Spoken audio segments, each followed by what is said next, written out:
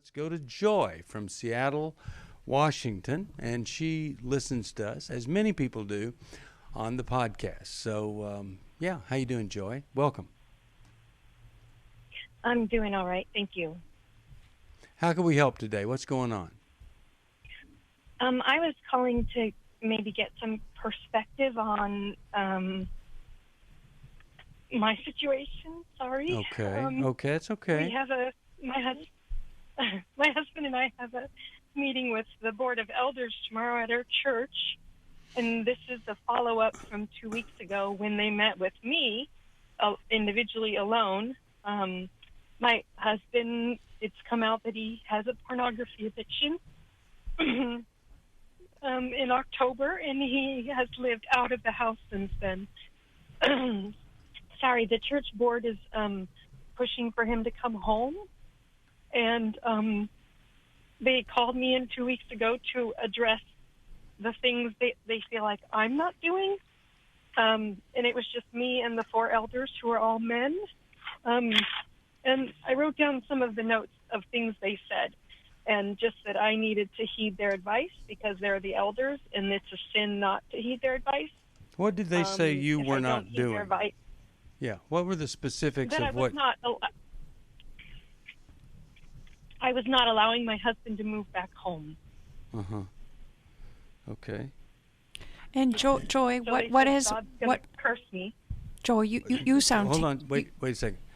And they said God would curse you if you didn't let him move back home? If I didn't listen to the elders because he put them in charge. I see. And tell me the name of your church, or what is it, a denomination, or what? Tell me a little bit about that. We're a Baptist church, Southern Baptist Church. Okay. What else? Sorry. Yeah. I was raised Southern Baptist, and there are a lot of different types of church leaders in a Baptist church, a Southern Baptist church. And each one of the things that the Southern Baptists kind of pride themselves in is that each church is much more independent than dependent. So first of all, I want to say that not every Southern Baptist church would even ever think about having an elder meeting to discuss personal problems or marital problems going on with someone in the church. That is more the exception than the rule. I also would say that there are Southern Baptist churches that would never, ever subject a woman to being in a meeting with 4 male elders, them telling her what she must do or be cursed by God. So I just want to make that general statement because it's important that people know that. This is not the norm for evangelical churches or for Southern Baptist churches. And I will tell you this. I agree. I believe it is highly inappropriate for anyone to ever say to anybody that they're going to be cursed if they don't follow someone else's direction. Now, I want to tell you, I try to give the best advice or insight that I have. But I know that I can miss something. I could be blind to something. I would never be so arrogant as to think that I'm always going to be right. Even if I could find 3 other people to agree with me, I would never assume that I'm always going to be right about something, especially when a man has broken his vows in marriage and has become, more connected to pornography than his wife. And so this is one of those situations. I'm very glad that you called. I know that there are people listening to us, and you go to a church like this, or you lead a church like this, and what I'm saying is very offensive to you.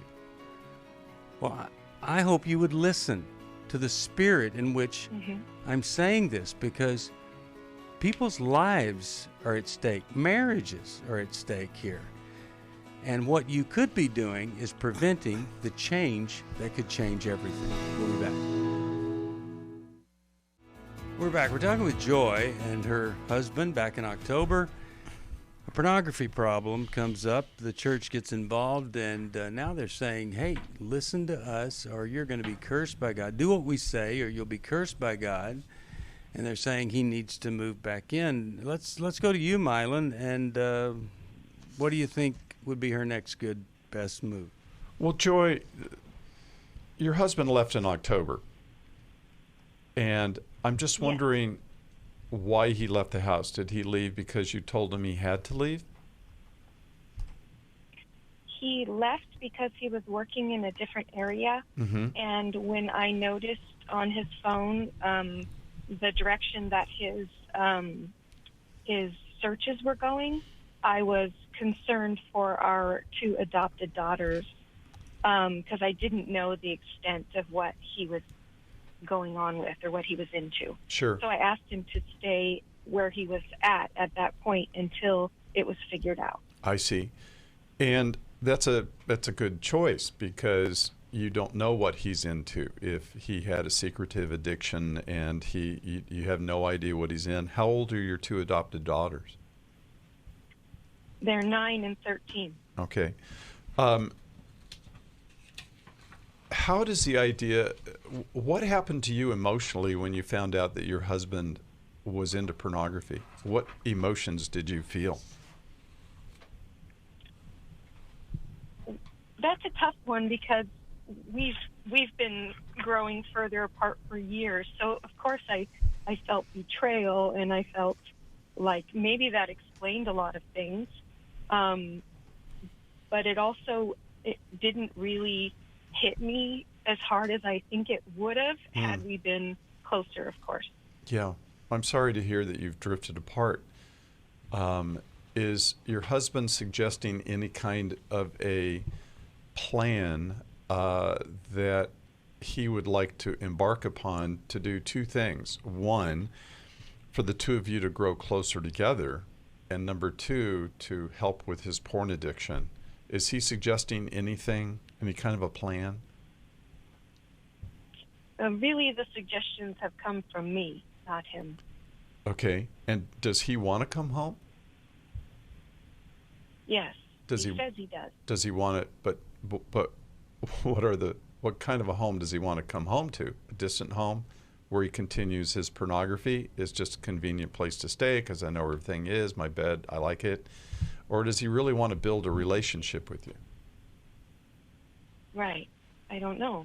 That would be something I would really say is important. I've had many people come into my office. I remember one guy said, I need some help with a sexual addiction. And he said, can I come see you? And I said, yes, if you bring your wife with you. And we're going to do work in your marriage as well as work on this pornography or sexual addiction that you have. And we're trying to do 2 things at once. We're really trying to work on that. If he were to go to every man's battle, he would get an important start. Do you think your husband is a Christian? I think so, yes. Okay. So every man's battle would be very important. In other words, you should have some requirements for his reentry. That he wants to treat you like, oh, okay, well, he needs to hear them, and so does the church. And I would really... They have. Okay. And I would really work... I'm sorry to interrupt you. Don't be sorry. I'm glad you are. Because it's really important to clarify these things.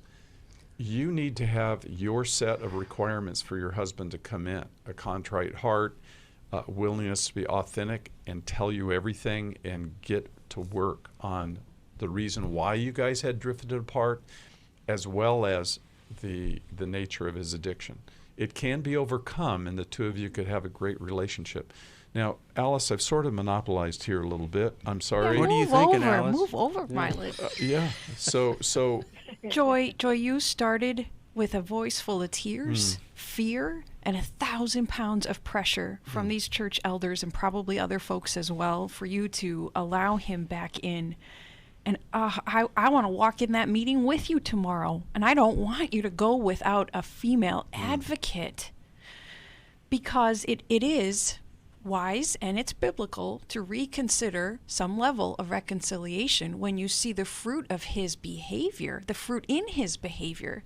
But when you've said multiple times, I don't know what he wants. I don't know how close he wants to be. I think he's a Christian. That tells me that his behavior is not showing strong determination and consistent daily effort to prove to you that he's a trustworthy man. And if the pornographic searches you saw gave you concern for your daughters, perhaps because of the type of pornography that he's watching, and I think you'd be right to be concerned that they may be at risk. I'd even be asking them questions about what has happened to them, if anything, not to imply that it has, but just to take that safety measure. And I hope you garner strength from your motherly protection of your daughters to stand firm that you may reconsider allowing him back home after you see consistent change in his behavior. And even Jesus says, look for the fruit in the behavior. Yeah. Now, I started this by questioning the whole concept of them dealing with your personal situation. Now I'm going to take another step. I think it would be a horrific mistake for you to take their advice now that we know you have a 9 and a 13-year-old. Is that right? That's their ages? Yes, that's right. 2 adopted daughters. You, their mother, are concerned about them, what they would be exposed to, even if it's just the concern that one day they're going to find his phone and there's some picture or whatever the concern is. It's not just about you, and it's not just about him, it's about them. Mm-hmm. And so I'm telling you that I think they have made a horrible mistake in telling you to have him come back home, disregarding you as the mother of these 2 girls, disregarding your opinion that it isn't safe for him to be home. And so I'm going to tell you, do not do what they tell you to do until you feel like it's safe for your daughters. And I would just say that to them. I hear what you're saying. I am willing to move the direction you're talking about, reconciliation, him moving back home.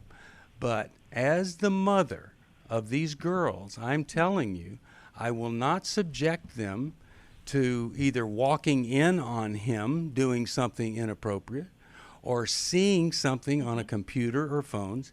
I'm not going to do that. And I've taken it on good advice.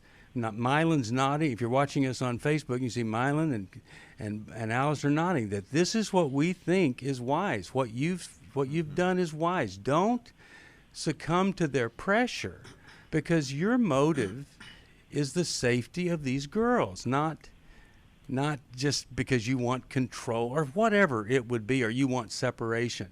So here's the path. You say to them, no, I'm not going to do it until he has become safe. Here's how he becomes safe. Mm-hmm. He goes to every man's battle. It's real simple.